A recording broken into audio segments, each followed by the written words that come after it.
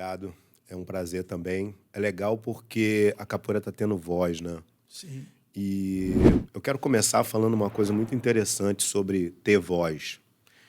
As pessoas sempre falam que do lado de fora a capoeira é mais valorizada, né? Sim. E eu fiquei pensando sobre isso durante muito tempo, por que a capoeira não tem um comercial no Brasil. Você não liga a televisão e está passando uma propaganda gigante da capoeira, né? Não. Ela teve uns momentos quando ela estava... O Mestre Boneco estava, por exemplo, na Malhação e tal. Nós chegamos a participar também da Malhação um tempo. Eu fiz alguma coisa lá junto com o Grupo Senzala, mas o Mestre Boneco foi o pioneiro a estar lá na Malhação, Verdade. né? E isso foi bacana demais para a capoeira.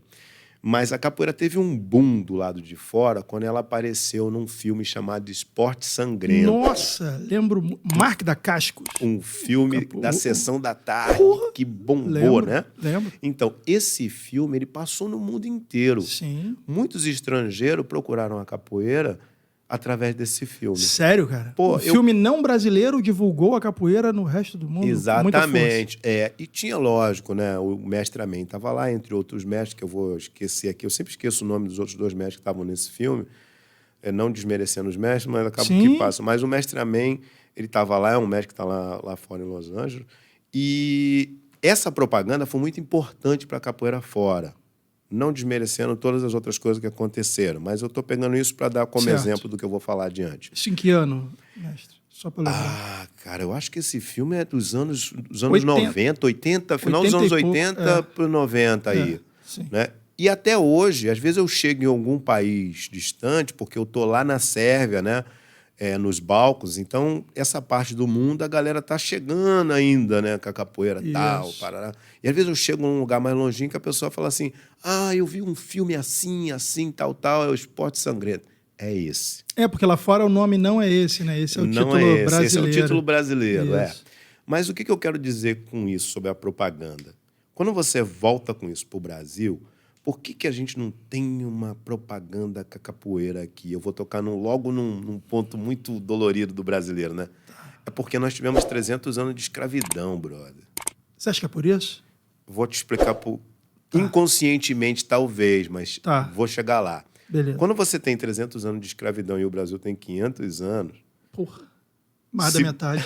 Se você for começar a fazer uma propaganda sobre a capoeira, falando da origem dela, não sei o quê, vai começar a levantar coisas que ninguém quer falar mais. Sim.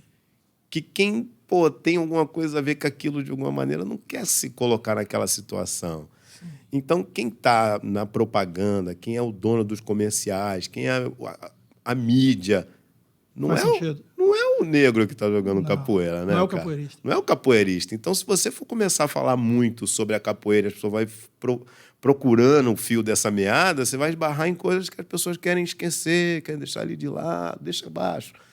E como eu estou falando disso aqui? Porque eu dou aula para o Djokovic, né? O tenista? Né? Ele é meu aluno lá na Sérvia. Que irado. E quando a mídia procura, a mídia mundial me procura e começa a falar da capoeira, eles chegam logo na escravidão. Lá fora eles tocam muito nesse ponto? Cara, porque toda hora tem alguma reportagem falando, o Djokovic está fazendo capoeira, tal, não sei o quê. Aí, daqui a pouco, a capoeira, a luta que começou na escravidão e tal, parará. Então, quer dizer, é rápido você chegar na escravidão. E a escravidão é uma coisa que o Brasil está tentando esquecer, que não dá para esquecer, brother. Tá mas doido, faz parte do... Sim, mas não é o que o cara quer colocar na televisão. Sim. Entendeu? Então, isso é uma barreira invisível que impede, muitas das vezes, da capoeira ser tão...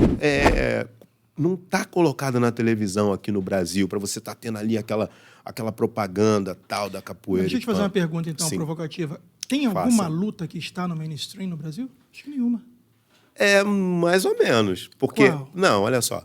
Se a gente for dar uma olhada assim, por exemplo, quando começou a aparecer o MMA na televisão e tal, isso proporcionou uma visibilidade para outras lutas. Porque até então, a capoeira, o cara não fala assim, não, mas a capoeira não é luta. Sim. A capoeira é uma outra parada, a capoeira é uma brincadeira, a capoeira é um negócio aqui, lógico que a gente está falando aqui das pessoas que realmente não estão ligadas na luta, né? Que não sabem o que é capoeira, né? A nossa audiência está ligada demais. Demais. Então, por isso que eu não estou me aprofundando nisso. Estou falando dos leigos, né? Sim. Mas quando a gente está falando do UFC e tal, quando isso explodiu na televisão, isso, lógico, abriu uma propaganda para o jiu-jitsu também, né? Sim. Os Gracie e tal, para a galera do boxe, parará. O cara, quando começou a olhar o UFC, o leigo, ele não imaginou que a capoeira estava ali dentro daquele bem bolado que estava rolando ali. Sim. Né? O leigo só olhava assim e falou, não, ali o jiu-jitsu, tal, o boxe e tal. Mas a capoeira estava ali dentro.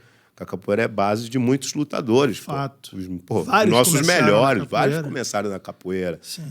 Até mesmo porque a luta, para mim, como mestre de capoeira, né, que também sou da luta, vivi desde sempre, o brasileiro, ele é um lutador desde o início da vida dele. Sim. Ainda mais a galera que veio da periferia e tal. O cara, brother, ou você luta ou você não vive. Fato. Então o cara, quando começa entra na ginga da capoeira, que é a primeira coisa, às vezes, que o cara consegue, porque tá ali dentro da comunidade, porque através de um projeto, que a capoeira não precisa de nada para você comprar, você só chega ali. Só uma roda na rua, né, irmão? Já foi. Com a roupa do corpo. Com a roupa do corpo. Então, eu dei esse pontapé inicial aqui, que a gente falando sobre essa parte da capoeira e dessa propaganda que a gente não vê na mídia, né?